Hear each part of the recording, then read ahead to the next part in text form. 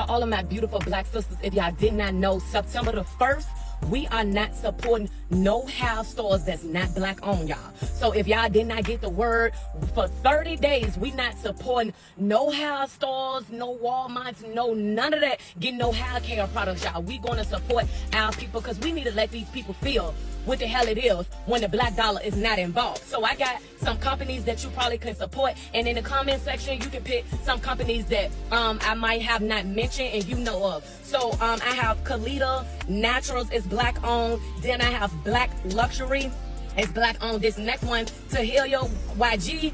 Listen, I love her products. My brother put me on to those because he's a hairstylist. Then we got Iman Secrets. I got Melanie Hair Care. I have Sienna Naturals, Camilla Rose, TGIN. Somebody said Taraji P, but somebody said her products are not black owned, so I'm not sure. And then I have Carol's daughter. So listen, y'all, come September the 1st, we not supporting them people. We listen, we standing on business with this, okay? Black people, y'all not letting up for nothing. Like, y'all really not letting up for nothing. What's this I hear about another boycott? That on September 1st, that we will be boycotting all hair brand, beauty brands that are not black owned. If they are not black owned, we're not spending our coin there. September 1st. I love this. Sign me the fuck up. Cause see, this is a boycott I could get behind. This is a boycott that I could stand 10 toes down behind, where the black Americans, okay, the foundationally black Americans, the African Americans through the African diaspora, the Afro-Caribbeans from the Caribbean diaspora, all unite for one common goal, which is you will respect us and you will respect where we spend our coin. If you do not care for our people, you don't need our money. You don't need our funds. You don't need none of that shit. I love this. This is how we're supposed to be maneuvering throughout this entire type of social climate. In all honesty, we're boycotting Target. We're boycotting Walmart. We're boycotting YMCA, especially after what happened with Maria Spooner. Go and check out my other video if you don't know. And now we're on this, yeah, if it's not black owned, I'm not spending my money there. If you guys know any black owned beauty brands, hair brands, put them in the comments, okay? Put them in the comments. We're trying to help everybody figure out what they can do, how we can replace, you understand, these whitewashed companies and brands out of our lives forever. That's what we want. That's what we fucking want. That's what I want. And I'm so happy to see everybody literally getting to this one common goal together. Like, they know they can't fuck with us. So let's show them that. How y'all feel?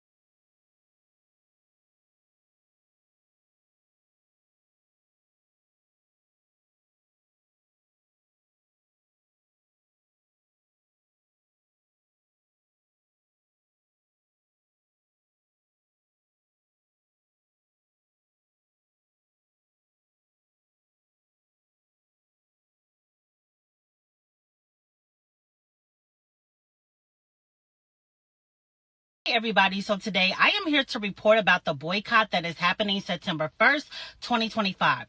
So a creator on TikTok basically came up with an idea to boycott non-black owned businesses in order to basically speak with our buying power and get the respect that we deserve. So this creator did a very good job breaking down day by day how these brands will realize once black people pull out their support and how they will ultimately come back running to cater to us because we know that the black dollar is very powerful.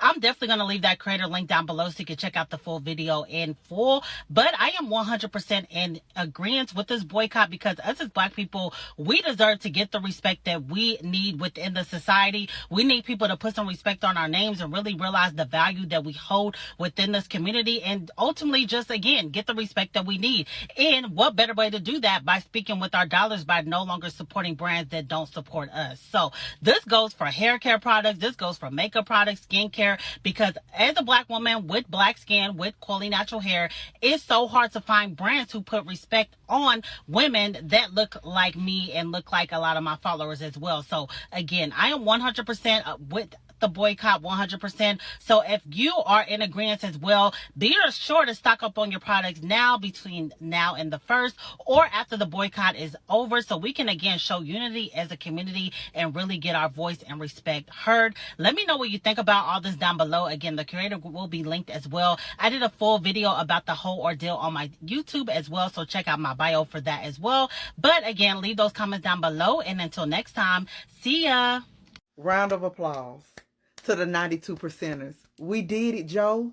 We did it. What did we do, you say? We stood on business because Target CEO just announced that he is officially stepping down from his position. Apparently, while making this decision of rolling back the DEI initiatives, he did not realize there were going to be consequences to his actions, and now he's having to F around and find out. He has quite literally lost billions and counting in revenue due to this boycott, simply because he was allowing 47 to gas him up, not realizing he is not untouchable nor invincible. And to my black people, specifically my 92%ers, I hope this makes you feel empowered. I hope this boycott allowed you to understand how important it is for us to come together and stand on business, especially when it comes to people being adamant about not treating us right. And lastly, I want you to understand how powerful the black dollar is, and that if we wanted to, we could shut all this shit down. Also, one more thing. To all my white and or other ethnicity supporters and followers, friends, like, yo, this on y'all too. Like, y'all can align with the black brands too. It's not like y'all can't get shades and stuff. Like, y'all don't have the same issues we have. Like, y'all could legit just align with it too. Like, how much more Dove can you use? You know what I'm saying? How much more L'Oreal you gonna buy? How much more Estee Lauder? Like, aren't you tired? Like, I don't mean no harm. I'm not shading any of these brands. I don't have no problem with them. But baby, can you get some seasoning? Can you try something different? Like, I'm saying, like, we support y'all. Like, we support y'all brands. Like, that's cool. That's cool. But they basically got a monopoly, and that's not fair. So I need for, like, all my other ethnicity supporters, yeah, y'all can get it too. Y'all can start looking for the black owned too. Respectfully, I love y'all.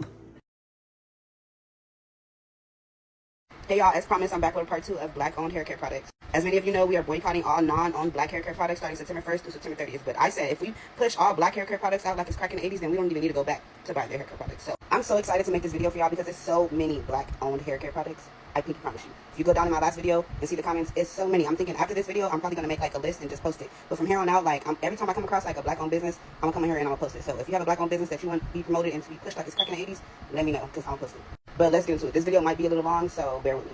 Mish Beauty is a black owned hair care product that's still owned and operated by a black woman. Allocate Naturals is another black owned, black operated. Design Essentials is another black owned, black operated. The Main Attraction is another black owned, black operated. I really pray that she never sells her line because I started with her from the bottom when she was a school teacher. Shout out to her. I love her.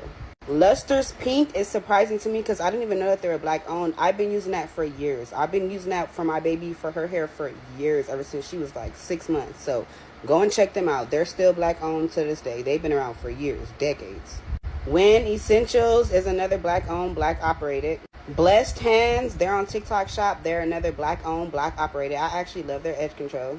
TGIN is another black owned, black operated hair care product. Oyen Handmade is another one. Eden's is a black owned and operated hair care product. The Duke is a black owned, black operated hair care product. This video is getting kind of long, so I am going to make a list and go back down my comments and write down everybody who has a black owned hair care product, and I'm going to make a list and I'm going to post it. Make sure to follow me because I will be doing videos about black owned businesses and black owned hair care products from here on out. Brothers and sisters, September is looking interesting. Across social media, a call has been going viral. From September 1st to September 30th, black people are being encouraged to boycott white-owned businesses, or more broadly, non-black businesses, and instead circulate our dollars within our own community. Some people are celebrating this idea as a powerful economic move, while others are skeptical. So today, let's unpack what this boycott really means, where it comes from, and what lessons we can learn as black people across the diaspora. First of all, boycotts are not new to us. In fact, they're one of the strongest weapons we've had in the fight for dignity and freedom. Think about the Montgomery bus boycott in 1955, when black people refused to ride segregated buses for over a year. That economic pressure helped dismantle segregation in public transportation. Even beyond America, in South Africa during apartheid, international boycotts of South African goods weakened the system and brought global attention.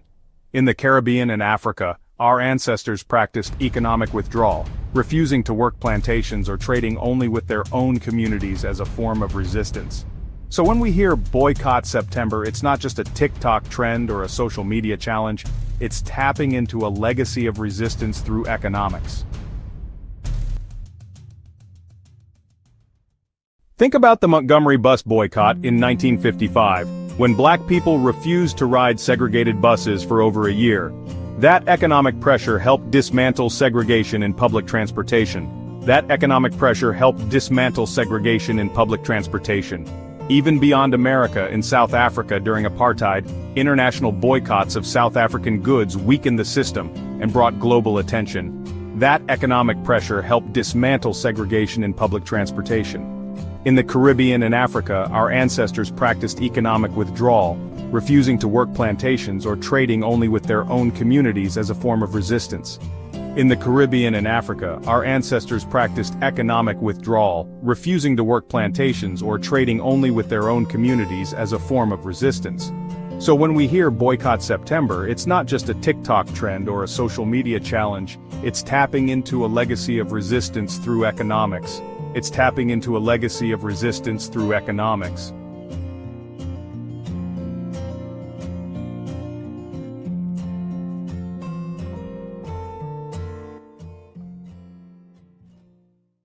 Let's be real, money is power.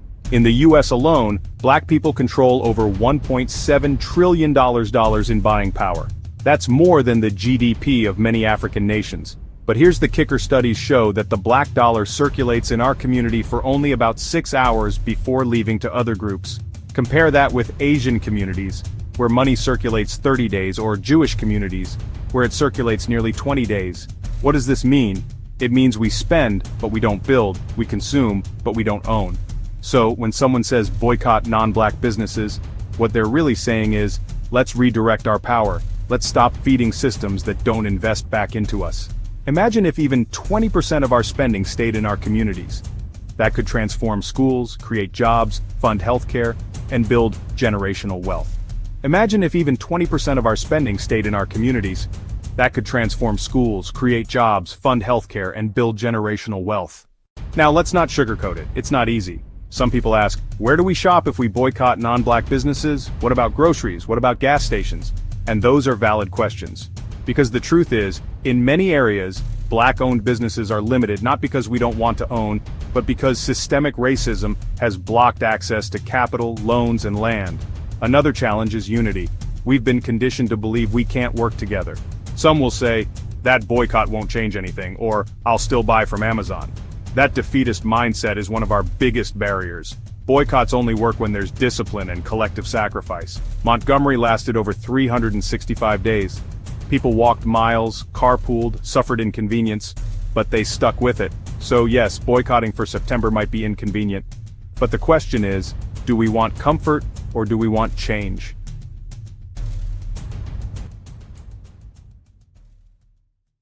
And this isn't just a Black American thing. Across the diaspora, we face the same economic struggle. In the Caribbean, imported goods dominate the market while local Black farmers and businesses struggle. In Africa, multinational corporations profit massively, while local industries are left underfunded. In Europe, Black communities often spend in areas where they have no ownership. Imagine if the African diaspora from Lagos to Kingston, from Atlanta to London, all decided for just 1 month to consciously buy Black. Now, whether this September boycott succeeds or fizzles out, there's a lesson here. Boycotts are not just about withholding money, they're about raising consciousness. It forces us to ask, who are we supporting with our money? Are they reinvesting in our kids, our neighborhoods, our future? And if we can't find enough Black businesses in our area, maybe that's the wake-up call. We need to start them, we need to fund them, we need to support young Black entrepreneurs who are out here trying to build something. So brothers and sisters, as we enter this September, whether you boycott fully, partially, or just start paying more attention to where your money goes, remember this: economic power is political power.